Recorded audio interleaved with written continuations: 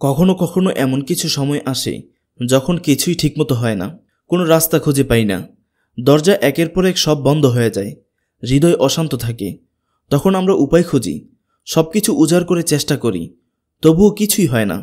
একসময় ক্লান্ত হয়ে যাই, আর কোনো কিছু ভাবতে ভালো লাগে না। মনে হয় যদি কোনো জাদুর কাঠি থাকতো, একটুখানি ঘুম, আর জেগে উঠে দেখি সব কিছু ঠিক হয়ে গেছে, তাহলে কতই না ভালো হতো। কিন্তু আমাদের কাছে এমন কিছু আছে যা জাদুর কাঠির চেয়েও শক্তিশালী, তা হলো মহান রবের কাছে প্রার্থনা করা। প্রার্থনা জাদুর মতো সঙ্গে সঙ্গে সবকিছু এনে দেয় না, যা ভালো তা দেয়, যা খারাপ তা থেকে আমাদের বাঁচায়। তাই প্রশ্ন আসে, তাহলে সব দোয়া কেন কবুল হয় না? কারণ সবকিছু আমাদের চাওয়ার মতো হলে অনেক সময় ক্ষতি হতো, এই না পাওয়া অনেক সময় রহমত হয়। আরেকটা বিষয়, হয়তো আমরা ঠিকমতো দোয়া করতে শিখিনি, কিছু পদ্ধতি হয়তো আমাদের অজানা। যদি এমন কোনো দোয়া থাকে যা অবশ্যই কবুল হবে, তাহলে হয়তো সেগুলোই করা উচিত। কিন্তু সেগুলো সবচেয়ে ভালো জানেন কে? হযরত রাসূল সাল্লাল্লাহু আলাইহি ওয়াসাল্লাম। এমন কিছু দোয়া আছে যা রাসূল সাল্লাল্লাহু আলাইহি ওয়াসাল্লাম আমাদের শিখিয়েছেন, আর আল্লাহ তাআলা অবশ্যই সেগুলো কবুল করেন। মানুষের কাছে রাসূল প্রেরণের অন্যতম হিকমতই ছিল আমাদের শেখানো কিভাবে আল্লাহর বান্দা হওয়া উচিত, কিভাবে দোয়া করা উচিত, কিভাবে হৃদয়ের আগুন নিভিয়ে শান্তি খুঁজে পাওয়া যায়। ভাবুন, যদি নিশ্চিত জানতেন একটি দোয়া নিশ্চয়ই কবুল হবে, তাহলে আপনি কি চাইতেন? এমন দুটি দোয়া নিয়েই আলোচনা করব, যে শব্দগুলো দিয়ে দোয়া করলে আল্লাহ তাআলা কখনো ফিরিয়ে দেন না। প্রথমটি ইব্রাহিম আলাইহিস সালাতু ওয়াস সালামের দোয়া। মাত্র 16 বছর বয়সে হযরত ইব্রাহিম আলাইহিস সালাম বেবিলনের মধ্যে ছিলেন, যাদের শাসক ছিলেন নমরুদ নামের এক নির্মম রাজা। সেই সমাজে মূর্তি পূজা খুবই প্রচলিত ছিল, কিন্তু ইব্রাহিম আলাইহিস সালাম ছিলেন একক। এই ভ্রান্ত বিশ্বাসে তিনি আস্থা রাখেননি। একদিন শহরের মানুষেরা উৎসবে বের হলে তিনি সুযোগ নিলেন, একাই সব মূর্তি ভেঙে ফেললেন, একটি বড় মূর্তি রেখে দিলেন। সেই বড় মূর্তির গলায় একটা কুঠার ঝুলিয়ে রাখলেন। লোকেরা ফিরে এসে দেখল সবকিছু। ক্ষিপ্ত হয়ে তাকে ডেকে বলল, হে ইব্রাহিম, তুমি কি এ কাজ করেছ? ইব্রাহিম আলাইহিস সালাম বললেন, যদি কেউ করে থাকে তবে এই বড় মূর্তিই করেছে, যার গলায় কুঠার আছে, তাকেই জিজ্ঞেস করো। মানুষ অবাক হয়ে বুঝল, মূর্তিগুলো তো কথা বলতে পারে না। তখন ইব্রাহিম আলাইহিস সালাম বললেন, তোমরা কি এমন কিছুর উপাসনা করছো যা উপকার বা ক্ষতি করতে পারে না, অথচ আল্লাহই সবকিছুর মালিক? এমন সময় নমরুদ এবং তার লোকেরা ক্ষিপ্ত হয়ে সিদ্ধান্ত নিল, ইব্রাহিম আলাইহিস সালামকে আগুনে পুড়িয়ে মারবে। 3 দিন 3 রাত ভয়াবহ আগুন জ্বালানো হলো, এমন আগুন যার কাছে 30-40 মিটারের বেশি কেউ যেতে পারে না। তখন তাকে শাস্তি দিতে তারা যুদ্ধের ক্যাটাপল্ট ব্যবহার করল, দূর থেকে তাকে আগুনে নিক্ষেপ করতে। এই মুহূর্তে জিবরাইল আলাইহিস সালাম বললেন, হে ইব্রাহিম, আমি কি তোমাকে সাহায্য করব? ইব্রাহিম আলাইহিস সালাম জিজ্ঞাসা করলেন, আল্লাহ কি আমাকে দেখছেন? তিনি বললেন, হ্যাঁ। আল্লাহ কি আমার অবস্থা সম্পর্কে জানেন? জিবরাইল বললেন, হ্যাঁ। তাহলে আল্লাহ চাইলে তিনি আমাকে রক্ষা করবেন, আমি কারো সাহায্য চাই না, আমি আল্লাহর উপর ভরসা রাখি। সেই ভয়াবহ মুহূর্তে ইব্রাহিম আলাইহিস সালাম তার হৃদয়ের গভীর থেকে এক বাক্য উচ্চারণ করলেন, যা আজও ইতিহাসের পাতায় অমর হয়ে আছে। তিনি বললেন, হাসবুনাল্লাহু ওয়া নি'মাল ওয়াকিল, অর্থাৎ আল্লাহই আমাদের জন্য যথেষ্ট, আর তিনিই সর্বশ্রেষ্ঠ কর্মবিধায়ক। এই দোয়া এতটাই আন্তরিক আর নির্ভেজাল ছিল যে আল্লাহ আগুনকে হুকুম দিলেন, হে আগুন, তুমি ইব্রাহিমের জন্য শীতল ও নিরাপদ হয়ে যাও। অথচ আগুন, যার কাজই জ্বালানো, সেই আগুন ইব্রাহিমকে এক বিন্দু স্পর্শ করতে পারল না। ইব্রাহিম আলাইহিস সালাম জানতেন, ফলাফল একমাত্র আল্লাহর হুকুমেই আসে। এই দোয়া থেকেই শিক্ষা অর্জন করা যায়, যখন সব রাস্তা বন্ধ হয়ে যায়, তখনও আল্লাহ যথেষ্ট থাকেন।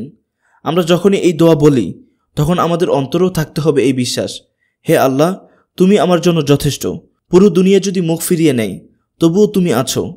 রাসূল সাল্লাল্লাহু আলাইহি ওয়াসাল্লাম বলেছেন, যখন কোনো বড় বিপদে পড়বে, তখন বলো, হাসবুনাল্লাহু ওয়া নি'মাল ওয়াকিল। কোরআনের সূরা আলে ইমরানের 173 নম্বর আয়াতেও সাহাবায়ে কেরামদেরকে নিয়ে বলা হয়েছে, মানুষ তাদের বলতো, তোমাদের বিরুদ্ধে বিশাল বাহিনী জড়ো হচ্ছে। তারা এতে ভয় পেল না, বরং বলল, আমাদের জন্য আল্লাহই যথেষ্ট, আর তিনিই সর্বশ্রেষ্ঠ কর্মবিধায়ক। আমাদের হয়তো তলোয়ারধারী শত্রু নেই, তবে আছে নানা শত্রু, খারাপ মানুষ, শয়তান, মনোবল ভেঙে দেওয়ার রোগ, হতাশার খবর। এসব কিছুর বিপরীতে আমরা বলবো, হাসবুনাল্লাহু ওয়া নি'মাল ওয়াকিল, আল্লাহই আমাদের জন্য যথেষ্ট। হযরত ইউনুস আলাইহিস সালাম ইরাকের মাসুল অঞ্চলের নিনেভা নগরীর মানুষের কাছে সত্য প্রচার করতেন। বহু বছর ধরে তিনি সত্য বলতেন, কিন্তু মানুষ শোনেনি। একসময় তিনি রেগে আল্লাহর অনুমতি ছাড়াই নিজ জাতি ছেড়ে চলে গেলেন। একটি জাহাজে উঠলেন, ঝড়ে জাহাজ দুলতে লাগল। নাবিকেরা বুঝল, জাহাজে কোনো পাপী আছে, যাকে সমুদ্রে ফেলে দিতে হবে। ভাগ্য পরীক্ষা হলো, বারবার ইউনুস আলাইহিস সালামের নাম উঠল। তারা তাকে সমুদ্রে ফেলে দিল। তখনই এক বিশাল মাছ তাকে গিলে ফেলল। চারদিকে অন্ধকার, কোনো উপায় নেই।